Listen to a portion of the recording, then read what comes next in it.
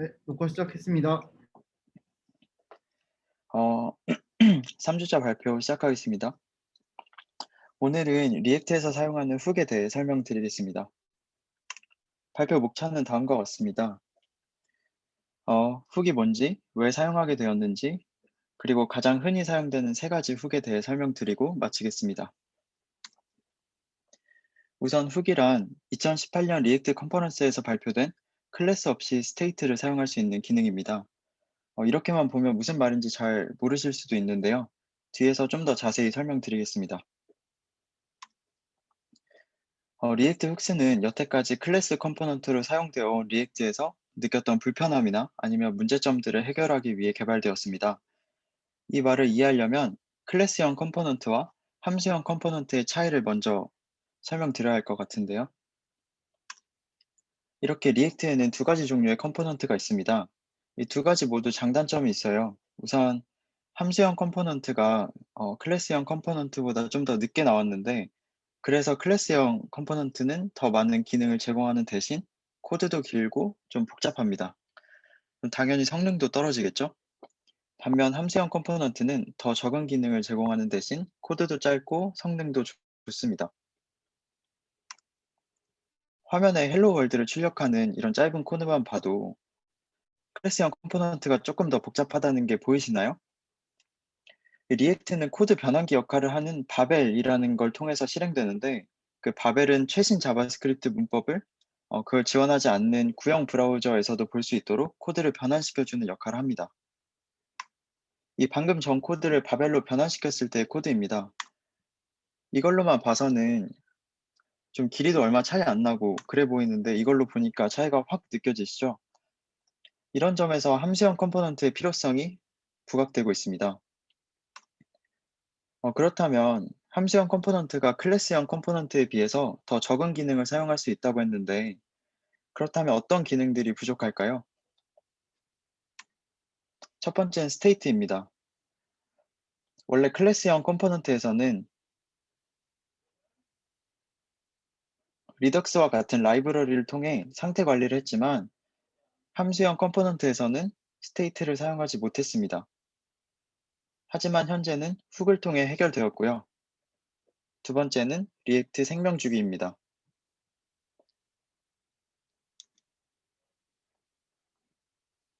이 사진이 리액트 생명주기인데요. 여기 보시면 마운팅이라는 부분이 있고 업데이팅, 언마운팅이라는 부분이 있습니다. 이게 어떤 거냐면, 이 클래스 컴포넌트 예제를 하나 갖고 왔는데요. 컴포넌트가 실행이 되면 여기 컨스트럭터 부분이 보이시죠?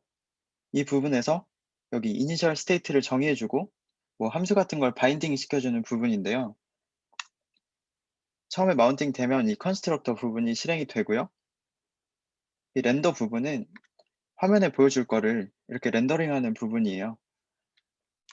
그리고 컴포넌트 did mount는 여기 보시면 my name is 뭐 this state name 이렇게 있는데, 여기 보시는 네임이 하드 코딩을 한 게 아니라 데이터베이스 또는 API를 통해서 네임을 가져와 줘야 돼요.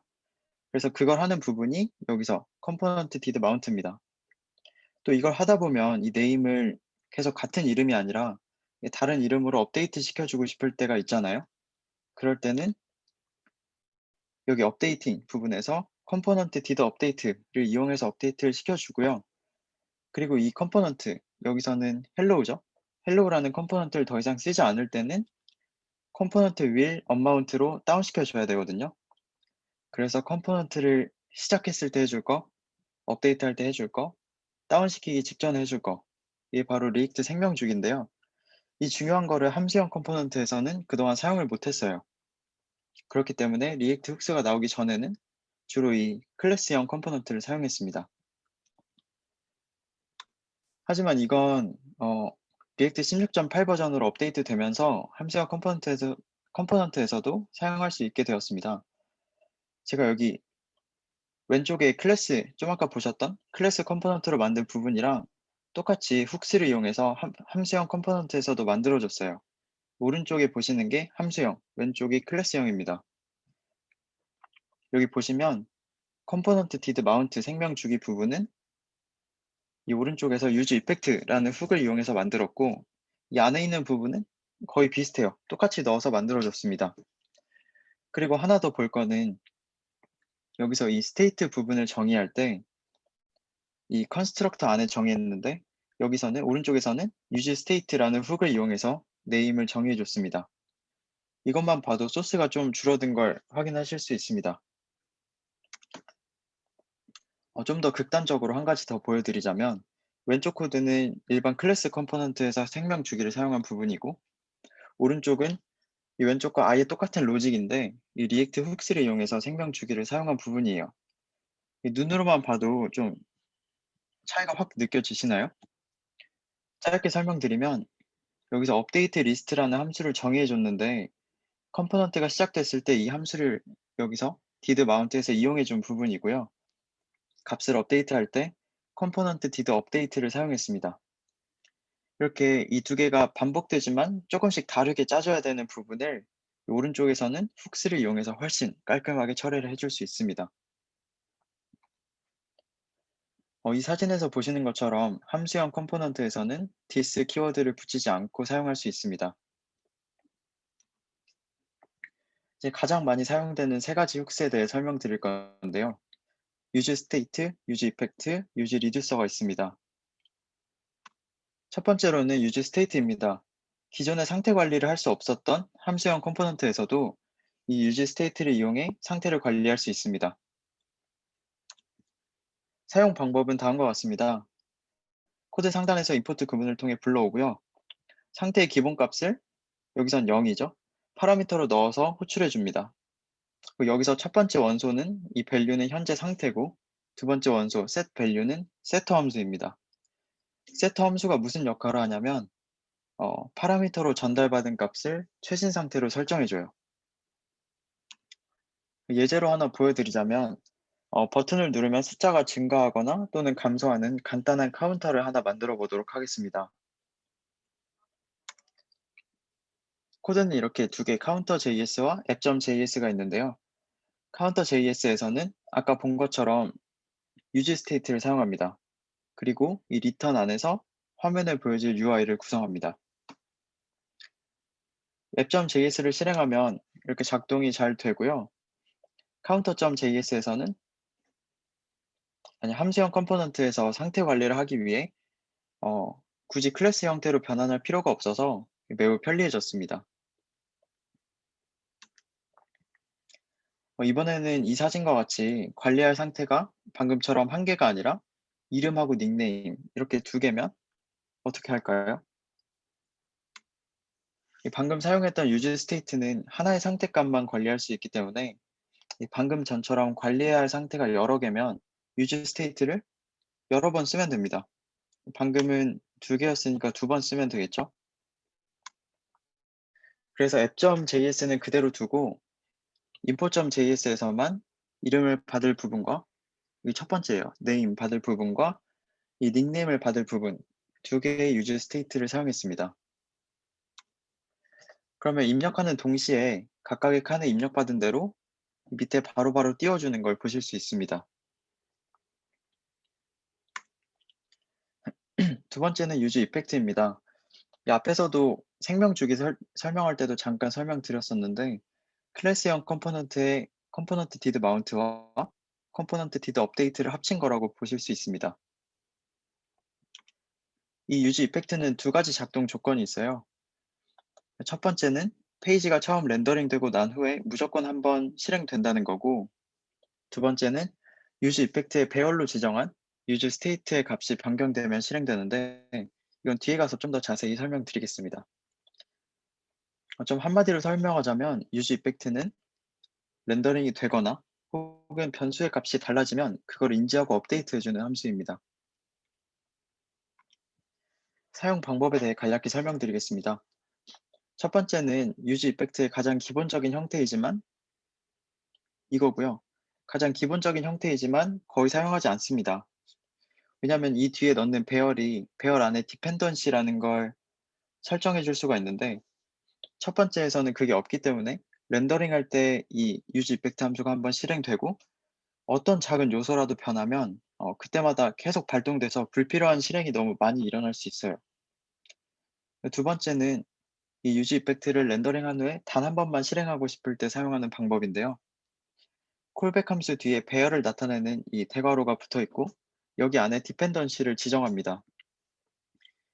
아무 변수나 값 없이 이런 지금처럼 대괄호만 있으면 이거는 렌더링 후에 딱 한 번만 실행되고 그 다음부터는 절대 실행되지 않습니다.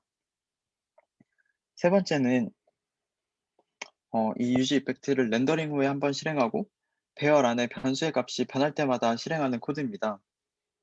여기서는 이 네임으로 설정해 줬으니까 이름이 바뀔 때마다 계속 실행이 되겠죠?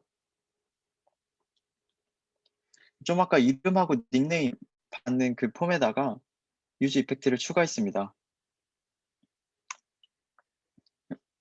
여기 사진에서는 이 윗부분이 좀 잘렸는데 맨 처음 렌더링 될 때 한번 실행되고 그리고 값이 변할 때마다 이 렌더링이 완료되었습니다 라고 정해진 문구대로 유지 이펙트 함수가 실행되는 걸 보실 수 있어요.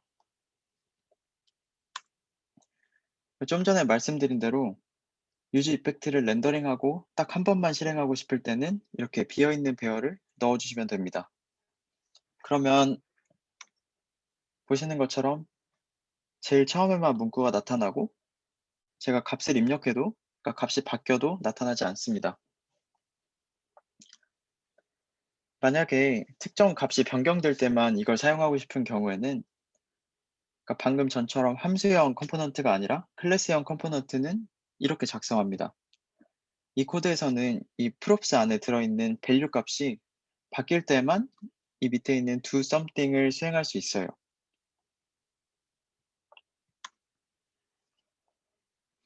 함수형 컴포넌트의 경우에는 이 use effect 함수의 두 번째 파라미터로 전달되는 이 배열 안에 검사하고 싶은 값을 넣습니다.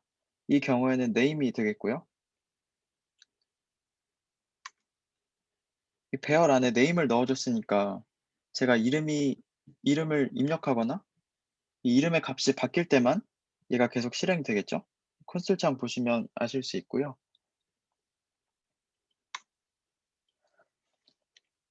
그리고 만약에 컴포넌트가 언마운트 되기 전이나 아니면 업데이트 되기 직전에 어떤 작업을 수행하고 싶으면 이 뒤처리 함수, 클린업 함수라고도 하는데 이걸 반환해 줘야 됩니다.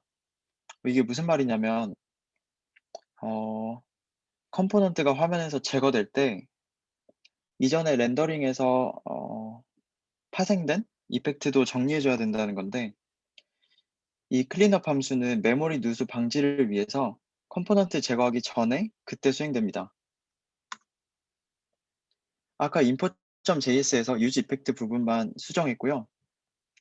클린업 함수를 추가했습니다.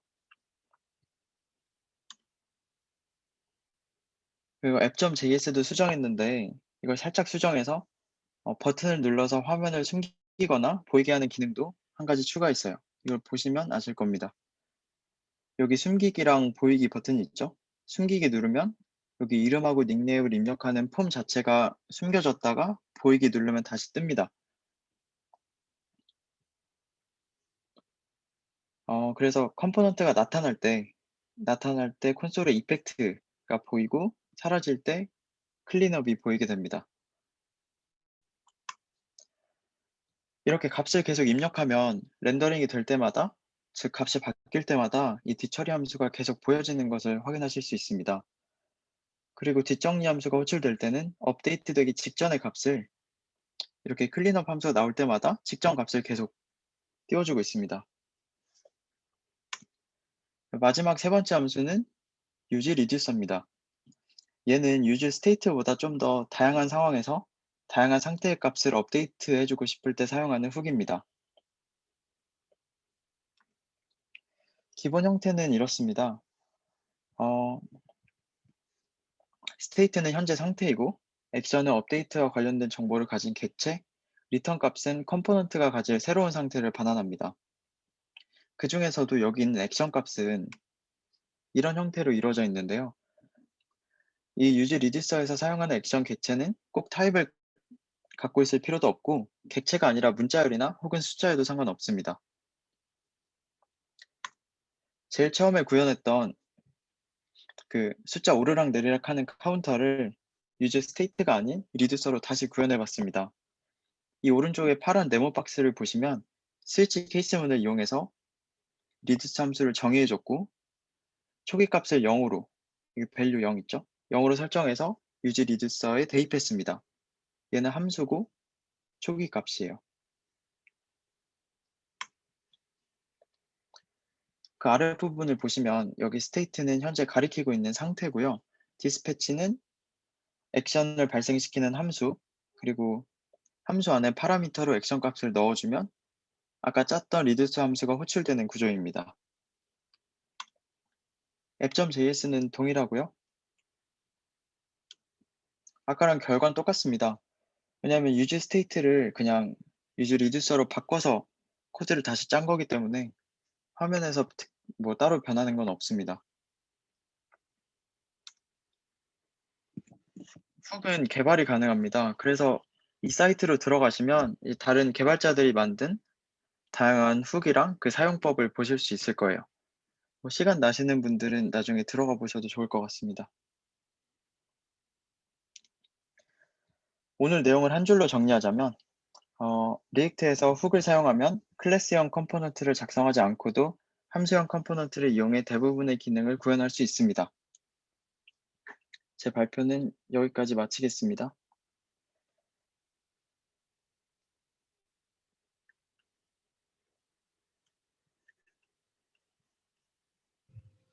네, 뒤에 부분 계속 이어서 해주세요.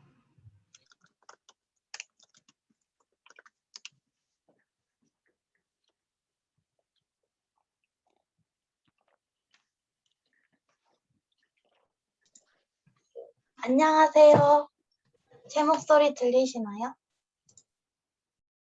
네, 잘 네, 들립니다. 들려요. 네, 발표 시작하겠습니다. 저는 폴더 구조에 대해서 발표할 웹마스터가 되고 싶은 유은솔입니다.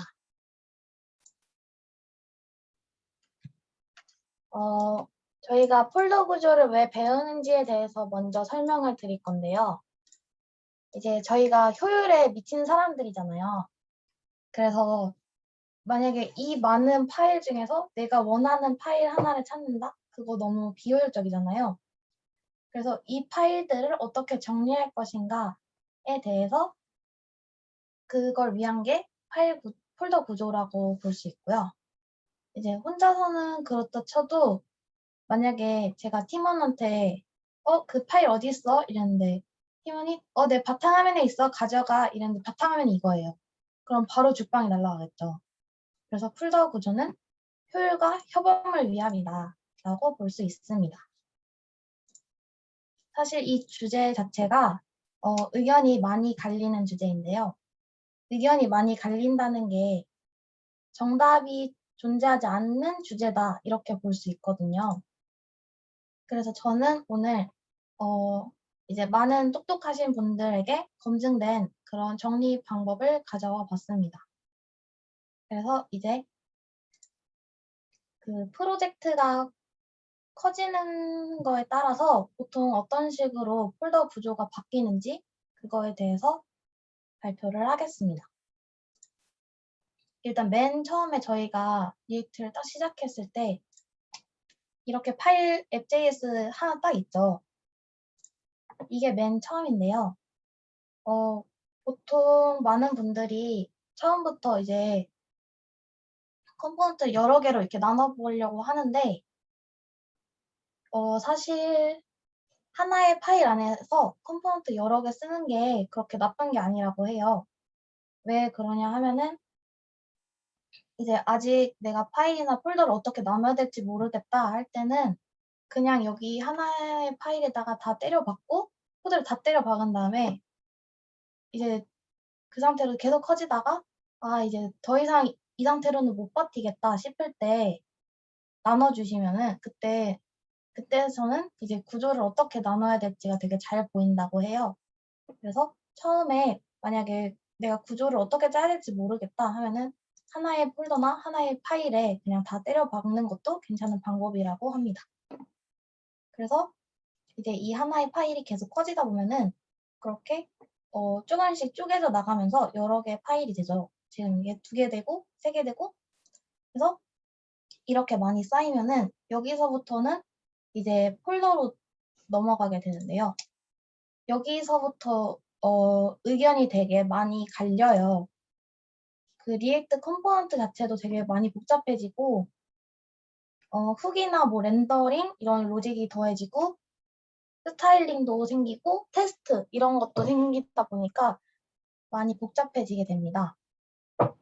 근데 여기서 이제 폴더로 넘어가면서 중요한 게 그 컴포넌트가 서로 너무 깊게 중첩되지 않도록 신경을 쓰는 게 중요해요. 이게 무슨 말이냐면 지금 여기 보시면은 깊게 해서 되게 복잡하게 쭉쭉 내려가 있죠. 그래서 이게 이렇게 하는 게 아니고 차라리 엄청 넓게 되더라도 한 층이나 2층 정도로만 쌓이도록 그렇게 하라는 게 이제 똑똑하신 분들의 의견입니다. 그래서 여기까지는 중간 사이즈의 프로젝트 규모라고 보시면 되고요. 이제 중대형 이상의 그런 규모의 프로젝트에서는 제가 방법을 2가지를 가져왔어요. 기술적인 걸로 나누는 거 하나랑 유형적인 걸로 나누는 거 하나인데요. 먼저 기능적인 걸로 나눠볼게요. 지금 요거 보시면은 여기 폴더는 많이 쓰이는 걸 넣어놓은 거고요. 여기는 피드, 여기는 프로필 해갖고 기능으로 나눠놓은 거예요. 이게 기능은 딱 정해진 건 아니고요. 그 개발자마다 나누는 방식이 달라서 기능적으로 나눈다고 했을 때도 개발자들마다 달라질 수는 있다. 그러나 이제 사람들이 여기 피드구나, 여기 프로필이구나 이렇게 딱 봤을 때 이해가 잘 되기 때문에 유지보수 하는데 좋다라고 설명이 돼 있더라고요. 그리고 이제 근데 이게 너무 커지다 보면은 여기 피드 안에 파일이 너무 많아지는 거예요. 폴더마다 파일이 너무 많아지기 때문에 그렇게 너무 이제 사이즈가 커지다 보면은 그건 또 그때는 이제 유지 보수가 살짝 어려워질 수 있다라고 합니다. 네, 그 다음은 유형별로 나누는 건데요. 여기 보면은 API 따로 나눴고요. 컴포넌트 따로 나눴죠. 여기는 피드나 뭐 프로필 섞이든 말든 그냥 여기 컴포넌트끼리 묶어놨어요.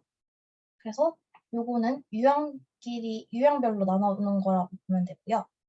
그 유형별로 나누는 것 중에서 리액트가 컴포넌트 기반이다 보니까 제가 좋은 방식을 하나, 유형별로 나누는 방식을 하나 갖고 왔는데 그게 바로 아토믹 디자인이라는 거예요.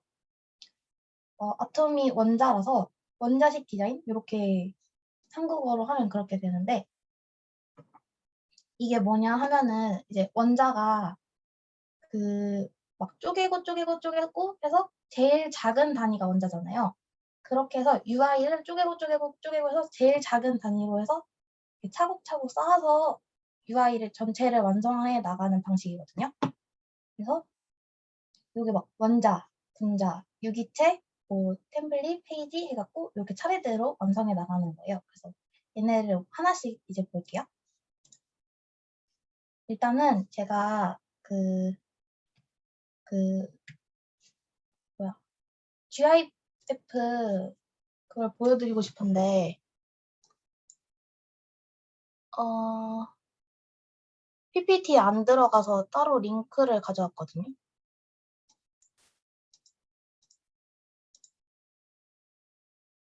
여기 보이시나요?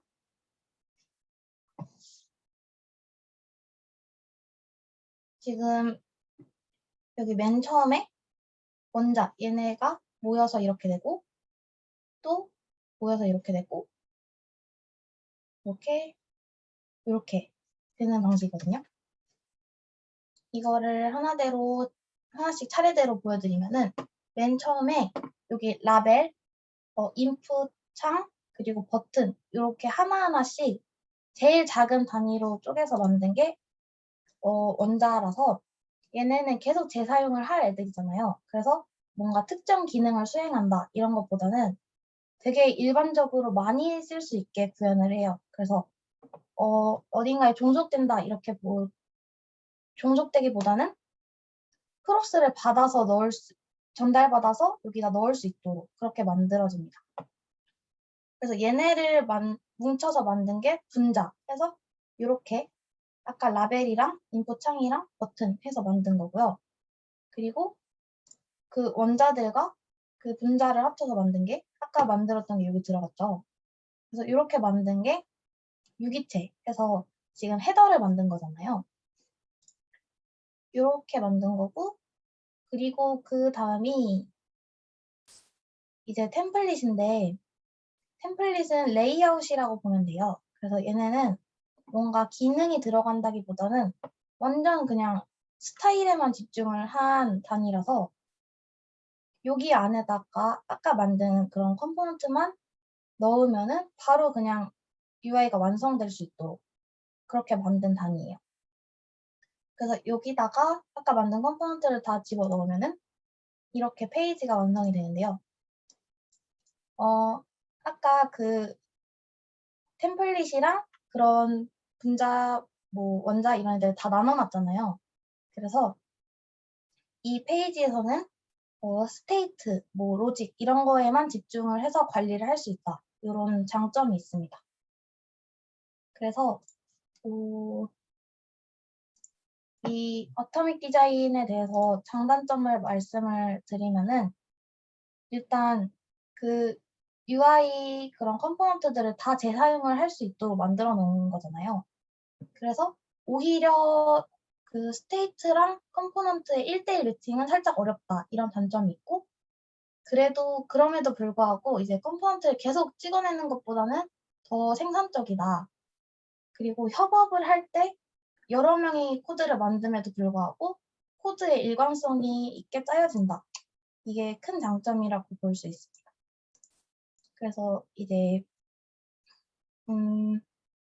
지금까지 이제 중대형 규모로 본 그 규모의 프로젝트에서 기능 대 유형 이렇게 나눠진 걸 본 거고요.